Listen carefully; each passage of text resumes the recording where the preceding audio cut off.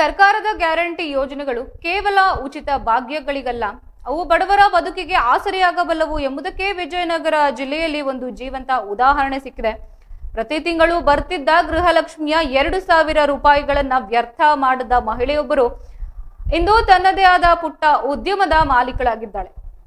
ವಿಜಯನಗರ ಜಿಲ್ಲೆಯ ಕೊಟ್ಟೂರು ತಾಲೂಕಿನ ಹರಾಳು ಗ್ರಾಮದ ಎನ್ ವಿಶಾಲಾಕ್ಷಿ ಅವರು ಈ ಸಾಧನೆ ಮಾಡಿದ್ದು, ಸರ್ಕಾರದಿಂದ ಇದುವರೆಗೆ ಬಿಡುಗಡೆಯಾದ ಗೃಹಲಕ್ಷ್ಮಿ ಯೋಜನೆಯ ಕಂತುಗಳನ್ನ ಖರ್ಚು ಮಾಡದೆ ಬ್ಯಾಂಕ್ ಖಾತೆಯಲ್ಲೇ ಉಳಿಸಿಕೊಂಡು ಆ ಹಣವನ್ನ ಬಂಡವಾಳವಾಗಿಸಿಕೊಂಡು ತಮ್ಮ ಪತಿ ಬಸವರಾಜು ಅವರ ಸಹಕಾರದೊಂದಿಗೆ ಒಂದು ಕಂಪನಿಯ ಐಸ್ ಕ್ರೀಮ್ ಏಜೆನ್ಸಿ ಪಡೆದು ಗ್ರಾಮದಲ್ಲಿ ಮೊದಲ ಬಾರಿಗೆ ಐಸ್ ಕ್ರೀಮ್ ಅಂಗಡಿ ಆರಂಭಿಸಿದ್ದಾರೆ. ಪ್ರಸ್ತುತ ಜಿಲ್ಲೆಯಲ್ಲಿ ಬಿಸಿಲಿನ ತಾಪ ಹೆಚ್ಚಾಗಿದ್ದು, ವಿಶಾಲಾಕ್ಷಿ ಅವರ ಅಂಗಡಿಯಲ್ಲಿ ಚಾಕೋಬಾರ್, ಕುಲ್ಫಿ, ಐಸ್ ಕ್ಯಾಂಡಿಗಳ ಮಾರಾಟ ಭರ್ಜರಿಯಾಗಿ ನಡೀತಾ ಇದೆ.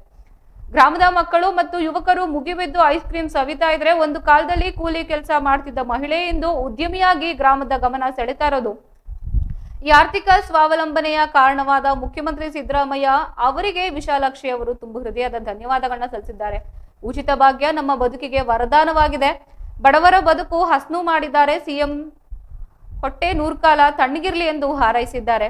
ಒಟ್ಟಾರೆಯಾಗಿ ಗೃಹಲಕ್ಷ್ಮಿ ಯೋಜನೆಯು ಸರಿಯಾದ ರೀತಿಯಲ್ಲಿ ಬಳಕೆಯಾದರೆ ಮಹಿಳೆಯರು ಆರ್ಥಿಕವಾಗಿ ಹೇಗೆ ಸ್ವಾವಲಂಬಿಗಳಾಗಬಹುದು ಎಂಬುದಕ್ಕೆ ವಿಶಾಲಾಕ್ಷಿ ಅವರ ಬದುಕು ಈಗ ಕೈಗನ್ನಡಿಯಾಗಿದೆ.